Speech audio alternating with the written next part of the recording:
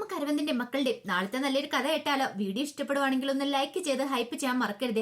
അതോടൊപ്പം തന്നെ ആദ്യമായി കാണുന്നവരാണെങ്കിൽ സബ്സ്ക്രൈബ് ചെയ്യാനും മറക്കരുത് കേട്ടോ. അങ്ങനെ ഒടുവില് കാവേരി കോള് കട്ട് ചെയ്ത് കഴിഞ്ഞപ്പോ തന്നെ നിവിന് ഭ്രാന്ത് പിടിക്കുന്ന പോലെ തോന്നി. കൃത്യ സമയത്ത് തന്നെ രാഗിണി കയറി വന്നു. അപ്പോഴേക്കാണ് നിവിന്റെ കൂട്ടുകാരനകത്തേക്ക് കയറി വരുന്നേ. അവൻ പറഞ്ഞു, അതെ, അവളൊരു കാര്യം പറഞ്ഞിട്ട് പോയിട്ടുണ്ടായിരുന്നു, അവൾ അങ്ങനെ പോകാൻ പോകുന്നില്ലെന്ന്. എന്തൊക്കെ വന്നാലും നിന്നെ കൊണ്ടേ പോകുള്ളന്ന്. ഓ, നശിക്കാനായിട്ട് അവൾക്ക് ഏത് സമയത്താണോ വരാൻ തോന്നിയത്. കാവേരി എന്നെ ഒന്ന് വിളിച്ച് സംസാരിച്ചുകൊണ്ടിരിക്കുവായിരുന്നു. ഇപ്പൊ കാവേരിക്ക് ഉറപ്പായി കാണും ഞാൻ അവളെ കല്യാണം കഴിച്ചെന്ന്. കാരണം രാഗിണിയുടെ ശബ്ദം അവൾ കേട്ടല്ലോ ഫോണിൽ കൂടെ. ഇനി ഇപ്പൊ കാവേരി കാര്യങ്ങൾ പറഞ്ഞ് മനസ്സിലാക്കാന്ന് പറഞ്ഞാൽ എത്ര എളുപ്പമുള്ള കാര്യമൊന്നും അല്ല. ആ സമയത്ത് കാവേരിക്ക് നല്ല വിഷമമുണ്ടായിരുന്നു. നിവിന്റെ കല്യാണം കഴിഞ്ഞു എന്നൊരു ചിന്ത കാവേരിയുടെ മനസ്സിലുണ്ടായി. പക്ഷെ പറഞ്ഞിട്ട് കാര്യമൊന്നുമില്ല, തനിക്ക് വിധിച്ചിട്ടില്ല എന്ന് കാവേരി ചിന്തിച്ചു.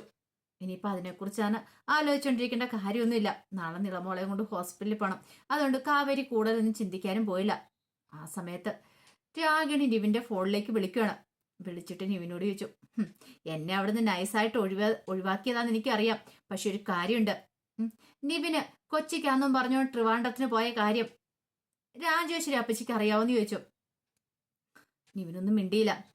അങ്ങനെയാണ് ഞാൻ പറഞ്ഞു കൊടുക്കട്ടെ നിവിൻ എങ്ങോട്ടാ പോയെന്ന്.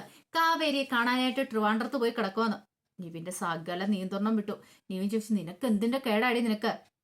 എന്റെ പിന്നാലെ തന്നെ ഇങ്ങനെ ചുറ്റി കൂടി നടക്കാനായിട്ട്. നിന്നോട് ഞാൻ പറഞ്ഞില്ല എനിക്ക് നിന്നെ കല്യാണം കഴിക്കാൻ താല്പര്യമില്ലെന്ന്. വീണ്ടും എന്റെ പിന്നാലെ നിന്നെ കൂടിയിരിക്കുക എന്തിനാ? ഇനി എന്നെ കൊണ്ട് കൂടുതൽ പറയിപ്പിക്കരുത്. ഫോൺ വെച്ചിട്ട് പോടിയെന്നും പറഞ്ഞുകൊണ്ട് ദേഷ്യത്തോടെ കോള് കട്ട് ചെയ്തു. ഇവന് സമനില എത്തുന്ന പോലെ തോന്നി. എങ്ങനെയെങ്കിലും കാവേരി ഒന്ന് കാര്യങ്ങൾ പറഞ്ഞ് മനസ്സിലാക്കാന്ന് കരുതിയിരുന്ന. പിന്നെ വിളിച്ചിട്ടാണെങ്കിലോ കാവേരി ഫോൺ സ്വിച്ച് ഓഫ് ചെയ്ത് വെച്ചിരിക്കുമായിരുന്നു. പിറ്റേ ദിവസം രാവിലെ തന്നെ ഹോസ്പിറ്റലിലേക്ക് പോകാനായിട്ട് എല്ലാവരും റെഡിയാവുകയാണ്. അപ്പൊ റെഡിയാവുന്ന സമയത്ത് യമുനയോട് ശാരദ പറഞ്ഞു, നീ ഒരു കാര്യം ചെയ്യാം, അച്ഛമ്മയ്ക്ക് കൂട്ടിരുന്നാൽ മതി, ഞങ്ങൾ ഹോസ്പിറ്റലിലേക്ക് പോയിക്കൊള്ളാന്ന് പറഞ്ഞു. നീളമോള് ഹോസ്പിറ്റലിലേക്ക് പോകുമ്പോൾ രാധമ്മയ്ക്ക് ഭയങ്കര വിഷമ. ഇനിയിപ്പോ സർജറി കഴിഞ്ഞിട്ടല്ലേ വരുള്ളൂ. ആ ഒരു ടെൻഷൻ ഉണ്ടായിരുന്നു. അങ്ങനെ രാധമ്മ നീളമോളെ ചേർത്ത് പിടിച്ച് കരയുന്നുണ്ടപ്പോ ശാരദ ചോദിച്ചു, എന്താ അമ്മയെ കാണിക്കണമെന്ന് ചോദിച്ചു. ഒന്നും ഇല്ലാന്ന് പറഞ്ഞു. അങ്ങനെ ഒടുവില് അവരവിടെ നിന്ന് ഇറങ്ങാൻ തുടങ്ങുമ്പോഴത്തേനും വിനീതിനോട് കാവേരി പറഞ്ഞു, വിനീതേട്ടൻ പോയി ക്യാഷ് എടുത്തോണ്ട് പോരെ, ഞങ്ങൾ ഹോസ്പിറ്റലിലേക്ക് പോയിക്കോളാന്ന് പറഞ്ഞു. ആയിക്കോട്ടെ എന്ന് പറഞ്ഞു. അങ്ങനെ അവര് ഹോസ്പിറ്റലിൽ പോയി കാര്യങ്ങളൊക്കെ നടത്തുവാണ്. വിനീത് അപ്പം ക്യാഷ് എടുക്കാനായിട്ട് വന്നു. പക്ഷെ ക്യാഷ് എടുക്കാൻ ചെന്ന് കഴിഞ്ഞപ്പോഴാണ് വിനീത് ആ കാര്യം തിരിച്ചറിയുന്നത്, തന്റെ അക്കൗണ്ടിൽ പണമില്ലെന്ന്. അതറിഞ്ഞ് കഴിഞ്ഞപ്പോ വിനീത് ഒന്ന് ഞെട്ടി. അതെങ്ങനെ ശരിയാവും? ATM പണം എടുക്കാൻ ചെന്നപ്പം അക്കൗണ്ടിൽ പണമില്ല. വിനീതിന് പിന്നെ എന്ത് ചെയ്യണമെന്ന് വെച്ചാൽ ഒരു നിമിഷം വിനീത് തകർന്നു പോയി. പെട്ടെന്ന് വിനീത് കാവേരിയെ വിളിക്കുകയാണ്. ആ സമയത്ത് കാവേരി വിനീതിനോട് ചോദിച്ചു, എന്താ വിനീതേട്ട കാര്യം എന്ന് ചോദിച്ചു. നീ ഒന്ന് വന്നേ, എനിക്ക് കുറച്ച് കാര്യങ്ങൾ പറയാനുണ്ടെന്ന് പറഞ്ഞു. അങ്ങനെ കാവേരി വന്നു കഴിഞ്ഞപ്പോഴാണ് വിനീത് ആ കാര്യം പറയണേ. കാവേരി പറഞ്ഞു, വിനീതേട്ട വെറുതെ തമാശ കളിക്കരുത്. ദേ നിളമോളുടെ സർജറിക്ക് വേണ്ടിയിട്ടാ നമ്മൾ എത്രമാത്രം കിടന്ന് കഷ്ടപ്പെട്ട് അറിയാലോ. അവിടുന്ന് ഇവിടം വരെ വന്നേ, പുഷ്പവാടിന്ന് ട്രിവാൻഡ്രം വന്നേ അതിന് വേണ്ടിയിട്ടാ. ജയപാലിനോട് മല്ലടിച്ച അതിന് വേണ്ടിയിട്ടാ. എന്നിട്ട് ക്യാഷ് ഇല്ലാന്നോ? വിനീതന്റെ അക്കൗണ്ടിലേക്ക് ക്യാഷ് കയറിയതില്ലേ, പിന്നെ അതെങ്ങനെ പോയി? വിനീതന്റെ പൈസ എടുത്തോ? ഇല്ല കാവേരി, ഞാനത് വിഡ്രോയും ചെയ്തിട്ടില്ല. പിന്നെ അതെങ്ങനെയാ പോയത്? എനിക്കറിയില്ല എന്ന് പറഞ്ഞു. അല്ല, വിനീതന്റെ അക്കൗണ്ടുള്ള ബാങ്ക് ഉണ്ടല്ലോ, ഒരു കാര്യം ചെയ്യാം, നമുക്ക് അവിടേക്ക് പോകാന്ന് പറഞ്ഞു. വിനീതനെയും കൂട്ടി അങ്ങോട്ട് പോവാണ്. വിനീതാണെങ്കിലോ ഇപ്പോഴാ പുഷ്പവാടിയിൽ അതിനകത്ത് മാറിയിട്ടില്ല. വിനീതിന് ആ ഗ്രാമോ ഇതൊക്കെ ആയിട്ടുള്ള ആ സെറ്റപ്പാണ്. കാര്യങ്ങളൊക്കെ അത്ര ഇതൊന്നും ഇല്ല. അത് കാവേരി അങ്ങനെയല്ല. കാവേരിക്ക് കുറച്ചുകൂടെ കാര്യപ്രാപ്തിയും കാര്യങ്ങളൊക്കെ ഉണ്ട്. അങ്ങനെ ഒടുവില് കാവേരി വിനീതനെയും കൂട്ടി ബാങ്കിലേക്ക് ചെല്ലുവാണ്. അങ്ങനെ ബാങ്കിൽ ചെന്ന് ബാങ്കുകാരുടെ കാര്യം പറയണ. അക്കൗണ്ടിൽ പൈസ ഉണ്ടായിരുന്നു. അപ്പോഴേക്കും അവർ പറഞ്ഞു, അങ്ങനെയാണ് അക്കൗണ്ടിൽ തന്നെ കാണാനുള്ളൂ എന്ന് പറഞ്ഞു. അപ്പോഴേക്കും വിനീത് പറഞ്ഞു, ഇല്ല, അങ്ങനെയാണെങ്കിൽ നിങ്ങൾ വിഡ്രോ ചെയ്ത് കാണുമായിരിക്കും എന്ന് പറഞ്ഞു. ഞങ്ങളൊന്ന് നോക്കട്ടെ എന്ന് പറഞ്ഞു. അങ്ങനെ അക്കൗണ്ട് നമ്പറും ഡീറ്റെയിൽസും ഒക്കെ കൊടുത്ത് കഴിഞ്ഞപ്പോൾ അവർ ചെക്ക് ചെയ്തു. എന്നിട്ട് പറഞ്ഞു, ഇത് ക്യാഷ് പിൻവലിച്ചാണല്ലോ എന്ന് പറഞ്ഞു. പിൻവലിച്ചെന്നോ? ആര്?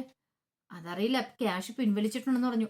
ഒരു നിമിഷം കാവേരിയൊക്കെ ഞെട്ടിപ്പോയി. കാവേരി വിനീതിനെ നോക്കി. വിനീതിനോട് ചോദിച്ചു, വിനീതേട്ടാ സത്യം പറ, എന്താ സംഭവിച്ചതെന്ന് ചോദിച്ചു. വിനീത് പറഞ്ഞു, എനിക്കറിയില്ല കാവേരി എന്താ സംഭവിച്ചതെന്ന് എന്ന് പറഞ്ഞു. കാവേരിക്ക് ശരീരമൊക്കെ ആകെപ്പാടെ തളരുന്നത് പോലെ തോന്നി. എന്ത് ചെയ്യണമെന്ന് അറിയത്തില്ല. അപ്പോഴേക്കും വിനീത് ബാങ്കിലെ സ്റ്റാഫിനോട് പറഞ്ഞു, ഞങ്ങള് ക്യാഷ് എടുത്തിട്ടില്ല എന്ന് പറഞ്ഞു. എടുത്തിട്ടില്ലേ? അതെ, 50 ലക്ഷം രൂപയാണ് എന്ന് പറഞ്ഞു. എന്നെ നിളമോളുടെ സർജറിക്ക് വേണ്ടിയിട്ടാന്നൊക്കെ പറഞ്ഞു. ഇപ്പൊ അവർക്ക് തോന്നി ജെനുവിൻ ആയിട്ടുള്ള കാര്യങ്ങളാണ് ഈ പറയണേന്ന്. പിന്നീട് വിനീതിനോട് ചോദിച്ചു, അല്ല ആരെങ്കിലും വിളിക്കോ, എന്തെങ്കിലും OTP അങ്ങനെ എന്തെങ്കിലും ചോദിച്ചോ? അങ്ങനെയൊക്കെ ചോദിച്ചു. അപ്പോഴേക്കും വിനീത് ഒന്ന് ആലോചിച്ചു. എന്നിട്ട് പറഞ്ഞു, നിവിന് ആയിട്ട് സംസാരിച്ചുകൊണ്ടിരിക്കുന്ന സമയത്ത് അക്കൗണ്ട് വെരിഫിക്കേഷൻ ആണെന്ന് പറഞ്ഞ് ആരോ വിളിച്ചായിരുന്നു, OTP ഒക്കെ ചോദിച്ചിട്ടുണ്ടായിരുന്നു. ആ OTP ഫോണിലേക്ക് വന്ന് പറഞ്ഞു കൊടുത്തായിരുന്നു പറഞ്ഞു. താൻ എന്ത് പരിപാടിയാ കാണിച്ചേ? ഇന്നത്തെ കാലത്ത് അങ്ങനെയൊന്നും ആരും പറഞ്ഞു കൊടുക്കില്ല. അങ്ങനെ പറഞ്ഞു കൊടുത്തിട്ടുണ്ടെങ്കിൽ നമ്മുടെ അക്കൗണ്ടിൽ കിടക്കുന്ന പൈസ ഫ്രോഡുകൾ അടിച്ചു മാറ്റുമെന്ന് പറഞ്ഞു. ആരാ സാറേ എന്റെ അക്കൗണ്ടിൽ കിടന്ന പൈസ ആരാ അടിച്ചു മാറ്റിയത്? ഞാൻ അറിയാതെ അടിച്ചു മാറ്റിയത്. അതൊരു ലോബി തന്നെയാണ്. അങ്ങനെ ഒരാളൊന്നും അല്ല, അത് ശൃംഖല തന്നെയാന്ന് പറഞ്ഞു. നമുക്ക് ഒരാളെ രണ്ടുപേരും കണ്ടെത്തിയിട്ട് കാര്യമൊന്നും ഇല്ലാന്ന് പറഞ്ഞു. പോലീസ് കംപ്ലൈന്റ് കൊടുത്താലോ? കൊടുത്തിട്ട് വല്ല പ്രയോജനമൊന്നുമില്ല എന്ന് പറഞ്ഞു. അതുകൂടെ കേട്ട് കഴിഞ്ഞപ്പോൾ എന്ത് ചെയ്യണമെന്ന് അറിയില്ല. അപ്പോഴേക്കും കാവേരി പറഞ്ഞു, സാറേ എൻ്റെ അനുജത്തിയുടെ സർജറിക്ക് വേണ്ടിയിട്ടുള്ള പൈസയും കൂടെ അതിനകത്തുണ്ട്. അവൾക്ക് സർജറി ഉണ്ട്, പൈസ അടയ്ക്കേണ്ടതാ, ക്യാഷ് അടയ്ക്കാന്നും പറഞ്ഞുകൊണ്ട് ഞങ്ങൾ ഇങ്ങോട്ടേക്ക് വന്നേന്ന് പറഞ്ഞു. അതെ, നിങ്ങൾ വേണ ഒരു കാര്യം ചെയ്യാം, ഒന്ന് പോലീസ് സ്റ്റേഷനിൽ കൊണ്ട് കംപ്ലൈന്റ് കൊടുത്തിട്ടേരെ, അല്ലാതെ ഞങ്ങൾക്കൊന്നും ചെയ്യാൻ പറ്റില്ല എന്ന് പറഞ്ഞു. ഒടുവില് പുറത്തേക്ക് ഇറങ്ങി കഴിഞ്ഞപ്പോഴത്തേനും വിനീത് ഒന്ന് കരയുന്ന കണ്ടപ്പോഴത്തേനും കാവേരി പറഞ്ഞു, എനിക്ക് അറിഞ്ഞിട്ട് കാര്യമുണ്ടോ വിനീതേട്ടാ? കാര്യങ്ങളൊക്കെ ശ്രദ്ധിക്കണ്ടായിരുന്നോ? വിനീതേന്റെ കയ്യിൽ നിന്ന് വരുന്ന കുഴപ്പമല്ലേ? വിനീതേട്ടൻ എന്തിനാ അതൊക്കെ പറഞ്ഞു കൊടുത്തേ? അത് പിന്നെ പെട്ടെന്ന് അങ്ങനെ വിളിച്ച് വെരിഫിക്കേഷൻ OTP പറയാൻ പറഞ്ഞപ്പോൾ ഞാനൊന്നും ചിന്തിച്ചില്ല, ഞാൻ അങ്ങനെ അങ്ങോട്ട് പറഞ്ഞു കൊടുത്തു. എന്ത് ചെയ്യാനെന്ന് പറ. ഭയങ്കര ബുദ്ധിമുട്ടായിപ്പോയി കാവേരിക്കും. കാരണം വിനീതേട്ടൻ്റെ അക്കൗണ്ട് ഇവിടെ ഉള്ളെന്ന് പറഞ്ഞുകൊണ്ടാണ് അങ്ങനെ ചെയ്തേ. അല്ലായിരുന്നെങ്കിൽ തൻ്റെ അക്കൗണ്ടിൽ തന്നെ ഇട്ടാൽ മതിയായിരുന്നു. പക്ഷെ ഇങ്ങനെയൊക്കെ സംഭവിക്കുന്നു പ്രതീക്ഷിച്ചല്ലോ. കാവേരി പറഞ്ഞു, ഇനി എങ്ങനെ ഹോസ്പിറ്റലിലേക്ക് പോകും? അവിടെ ക്യാഷ് അടയ്ക്കാനായിട്ട് പറഞ്ഞിരിക്കുക. നീളമോളെ അവിടെ അഡ്മിറ്റ് ചെയ്തിരിക്കുക. ഇത്ര സമയത്തുള്ള ക്യാഷ് എടുക്കണം. അവളുടെ ബാക്കി കാര്യങ്ങളൊക്കെ ചെയ്യണ്ടേ? സർജറിക്ക് മുമ്പുള്ള ടെസ്റ്റും കാര്യങ്ങളും എല്ലാം ചെയ്യണം. ക്യാഷ് അടച്ചെങ്കിൽ മാത്രമേ അവർ സർജറിക്കുള്ള കാര്യങ്ങളൊക്കെ നോക്കുള്ളൂ എന്ന് പറഞ്ഞു. വിനീത് പറഞ്ഞു, ഞാനും വരുന്നില്ല, ഞാൻ എങ്ങോട്ടേലും പോവാം, ഇനി അങ്ങോട്ടേക്ക് വരുന്നില്ല. ഞാൻ എങ്ങനെ അവരുടെയൊക്കെ മുഖത്ത് നോക്കും? ഗംഗയുടെ മുഖത്തൊന്നും എനിക്ക് നോക്കാൻ പറ്റില്ല, ഞാൻ എവിടെയെങ്കിലും പോയി ചാകാൻ പോവാന്നൊക്കെ പറഞ്ഞു. വിനീതേടൻ ഇനി പൊട്ടത്തരം കൂടെ പറയല്ലേ. വിനീതേടൻ പോയതുകൊണ്ട് ക്യാഷ് കിട്ടുമോ? ഇല്ലല്ലോ, വേറെന്തേലും മാർഗം നോക്കാം. ഇനിയിപ്പോൾ സങ്കടപ്പെട്ട് കരഞ്ഞിട്ടൊന്നും ഒരു കാര്യമില്ല എന്ന് പറഞ്ഞു. അങ്ങനെ ഒടുവില് വിനീതിനെയും കൂട്ടി കാവേരി ഹോസ്പിറ്റലിലേക്ക് വരുവാണ്. കാവേരിക്കും അറിയില്ല ഇനി എന്ത് ചെയ്യണമെന്ന്. പൈസ എങ്ങനെ ഉണ്ടാക്കുന്നു? ഒരു വിധത്തിലാണ് ജയവാളിന്റെ നിന്ന് ക്യാഷ് വാങ്ങിച്ചെടുത്തെ. അങ്ങനെ അവിടേക്ക് വന്ന് കഴിഞ്ഞപ്പോഴത്തേനും ഗംഗ ഇങ്ങോട്ട് വന്നിട്ട് ചോദിച്ചു, നിങ്ങളിത് എത്ര സമയം എവിടെ ആയിരുന്നു? നീ ഇത് എങ്ങോട്ടാ കാവേരി പോയത്? ഇപ്പൊ വരാമെന്ന് പറഞ്ഞു പോയതായിരുന്നല്ലോ. ദേ നിളമോളുടെ ക്യാഷ് അടയ്ക്കാനും പറഞ്ഞുകൊണ്ട് അവരൊന്ന് പറഞ്ഞിട്ടുണ്ടായിരുന്നു, നിങ്ങൾ വന്ന് ഇപ്പൊ തന്നെ അടയ്ക്കുമെന്ന് പറഞ്ഞു. കാവേരി പറഞ്ഞു, അത് അടയ്ക്കാം എന്ന് പറഞ്ഞു. ഗംഗേച്ചി ഇങ്ങോട്ട് വന്നേന്ന് പറഞ്ഞ് വിളിച്ചുകൊണ്ട് പോയി. അതെ, ക്യാഷ് എടുക്കാൻ പറ്റില്ല, ഒരു ചെറിയ പ്രശ്നമുണ്ട്. എന്ത്? അതിപ്പോൾ തന്നെ ക്യാഷ് ആകുമെന്നൊക്കെ പറഞ്ഞ് ഒന്ന് സമാധാനിപ്പിക്കുകയാണ്. പിന്നീട് അവിടെ റിസപ്ഷൻ ചെന്നിട്ട് പറഞ്ഞു, നിളയുടെ ക്യാഷ് അടച്ചോളാം, ക്യാഷ് എടുക്കാൻ പോയിട്ടുണ്ട്. അല്ല, നിങ്ങൾ കാർഡ് പേയ്മെന്റ് ചെയ്താലും മതിയായിരുന്നു, ക്യാഷ് എടുത്തോണ്ട് വന്ന് തരേണ്ട കാര്യമില്ലായിരുന്നു പറഞ്ഞു. അപ്പോഴേക്കും കാവേരി പറഞ്ഞു, ക്യാഷ് കൊണ്ടുവരാം എന്നൊക്കെ പറഞ്ഞു. പക്ഷെ എവിടുന്ന് കൊണ്ടുവരും, എങ്ങനെ കൊണ്ടുവരുന്നൊന്നും കാവേരിക്ക് അറിയണ്ടായിരുന്നില്ല. കാരണം ക്യാഷ് പോയത് തന്നെയാണ്. ഇനിയിപ്പോൾ അതിന്റെ പിന്നാലെ നടക്കാനൊട്ട് സമയമില്ല. നീളയുടെ സർജറി എത്രയും പെട്ടെന്ന് നടത്തുകയും ചെയ്യണം. അങ്ങനെ വല്ലാത്തൊരു പ്രതിസന്ധിയിലേക്ക് ആ കുടുംബം പോവുകയാണ്. അപ്പൊ അതിന്റെ കഥകളൊക്കെയാണ് കാണുന്നത്. ആ വിശേഷങ്ങൾക്കായി നമുക്ക് എല്ലാവർക്കും കാത്തിരിക്കാട്ടോ. ഒരിക്കൽ കൂടി എല്ലാവർക്കും ശുഭരാത്രി നേർന്നുകൊണ്ട് നിർത്തുന്നു. നന്ദി.